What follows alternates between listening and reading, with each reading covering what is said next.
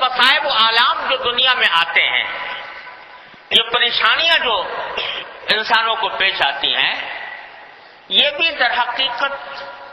خود قرآن کریم میں فرمایا کہ ما اصابکم من مصیبت فبما کسبت ایدیکم ویعفو عن کثیر، کہ جو مصیبتیں تمہیں پیش آتی ہے وہ صرف تمہارے ہاتھوں کے کرتوت کی وجہ سے ہوتی ہے۔ وَيَعْفُو عَنْ كَثِيرٍ، اور بہت سی باتوں کو تو اللہ تعالیٰ درگزر ہی کرتے رہتے ہیں۔ کیا مانا؟ کہ تم تو صبح سے لے کر شام تک نہ جانے کتنی خطاؤں میں، کتنے گناہوں میں، کتنی معصیتوں میں، کتنی نافرمانیوں میں مبتلا رہتے ہو، اللہ تعالیٰ درگزر کرتے رہے، درگزر کرتے، چلو بھائی انسان ہے غلطی ہو گئی، درگزر کر دیا، پھر انسان ہے غلطی ہو گئی، درگزر کر دیا۔ یعفو عن کثیر، یعنی اکثر باتوں سے تو درگزر ہی کرتے رہتے ہیں، ورنہ اگر اللہ بچائے پکڑنے لگے اللہ تعالیٰ، وَلَوْ يُؤَاخِذُ اللَّهُ النَّاسَ عَلَىٰ ظُلْمِهِمْ مَا تَرَكَ عَلَيْهَا مِن دَابَّةٍ، قرآن کہتا ہے کہ اگر اللہ تعالیٰ انسانوں کو ان کے ظلم پر، ان کے ہر ظلم پر پکڑ کرنے لگے کہ جو غلطی ہو اس کے اوپر پکڑ لے اللہ تعالیٰ، تو مَا تَرَكَ عَلَيْهَا مِن دَابَّةٍ، تو اس زمین کے اوپر کوئی چلنے والا زندہ نہ رہے اگر ہر غلطی پر پکڑ ہونے لگے۔ لیکن وَيَعْفُو عَنْ كَثِيرٍ، اکثر باتوں سے تو اللہ تبارک و تعالیٰ درگزر کرتے رہتے، درگزر کرتے رہتے ہیں، لیکن جب کوئی بات، کوئی نافرمانی، کوئی بدعمالی حد سے گزرنے لگتی ہے تو پھر پکڑ جاتی ہے، اس کا نتیجہ سامنے آتا ہے، اس کا نتیجہ پریشانیوں کی شکل میں، مصائب کی شکل میں، آلام کی شکل میں، تکلیفوں کی شکل میں سامنے آتا ہے۔ ما اصابکم من مصیبت فبما کسبت ایدیکم، وہ تمہارے ہاتھوں کی کرتوت کی وجہ سے۔ ایک مرتبہ اگر یہ بات ذہن میں بیٹھ جائے کہ جو کچھ ہو رہا ہے وہ در حقیقت ہمارے ہی اعمال کا اور ہمارے کرتوت کا نتیجہ ہے، یہ ہمارے حضرت عارف قدس اللہ تعالیٰ عنہ فرمایا کرتے تھے کہ یہ دنیا اللہ تعالیٰ نے عمل اور رد عمل کی دنیا بنائی ہے، تو کوئی عمل ہوتا ہے تو اس کے رد عمل بھی ہوتا ہے۔ تو اگر ایک مرتبہ یہ بات دل میں بیٹھ جائے کہ یہ جو کچھ ہو رہا ہے یہ در حقیقت یہ ہماری بدعمالیوں کی وجہ سے ہو رہا ہے، ہماری خرابیوں کی وجہ سے ہو رہا ہے، ایک مرتبہ یہ بات دل میں بیٹھ جائے تو پھر نہ مایوسی ہو اور نہ آدمی غلط راستے پر پڑے۔ لہذا یہ جتنے بھی حالات ہیں، وہ چاہے ظالم حکمران ہو،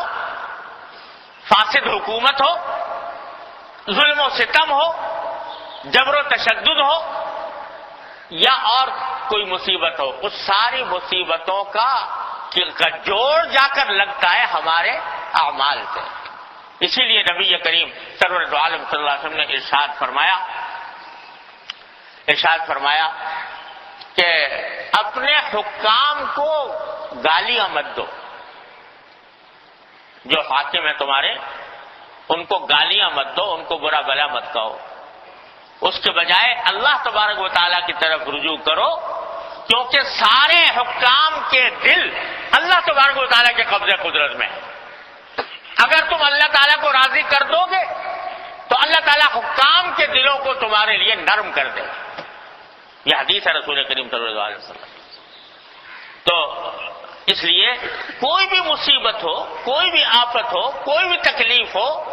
رجوع اللہ، اللہ تبارک و تعالیٰ کی طرف رجوع کر کے اپنے اعمال سے توبہ، اپنے بدعمالی سے توبہ استغفار کرے انسان۔ حدیث میں آتا ہے کہ رسول کریم صلی اللہ علیہ وسلم کا معاملہ یہ تھا کہ کانا اذا حزبہ امر بادر الی الصلاۃ، جب بھی آپ کے اوپر کوئی مشکل پیش آتی، مشکل معاملہ پیش آتا، آپ جلدی سے نماز کی طرف دوڑتے تھے، اللہ تعالیٰ کی ضرورت۔ تو یہ بظاہر تو نماز کا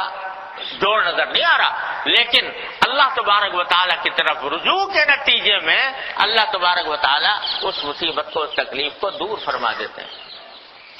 تو بھائی دوسری بات جو عرض کرنی تھی وہ یہ ہے کہ اس ساری صورتحال کی اصل ذمہ داری وہ ہماری بدعمالیوں پر ہے، اس کا احساس و ادراک ہونا چاہیے۔ کا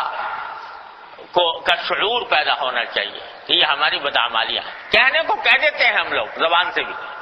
یہ ہماری شامت اعمال ہے، لیکن دل میں اتری ہوئی نہیں ہے یہ بات، جس کا نتیجہ یہ ہے کہ کہہ تو دیا ہماری شامت اعمال ہے، ہماری شامت اعمال ہے، ہماری بدعمالیوں کا نتیجہ ہے، لیکن یہ بتاؤ کہ کیا اس کے کہنے کے بعد اپنے اعمال کا جائزہ بھی لے کے دیکھا؟ کیا اپنے اعمال میں کوئی ترقی پیدا کرنے کی کوشش کی؟ کوئی برائی چھوڑنے کا ارادہ کیا؟ اگر نہیں کیا تو اس کا معنی یہ کہ محض یہ الفاظ ہیں، ان کے پیچھے حقیقت اور مقصد نہیں، کھوکھلے الفاظ ہیں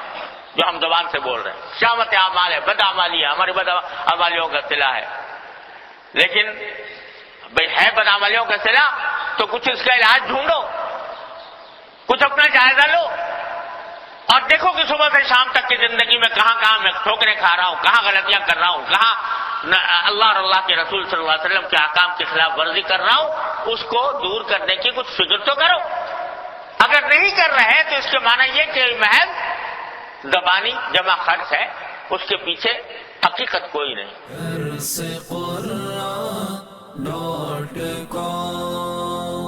www.darsequran.com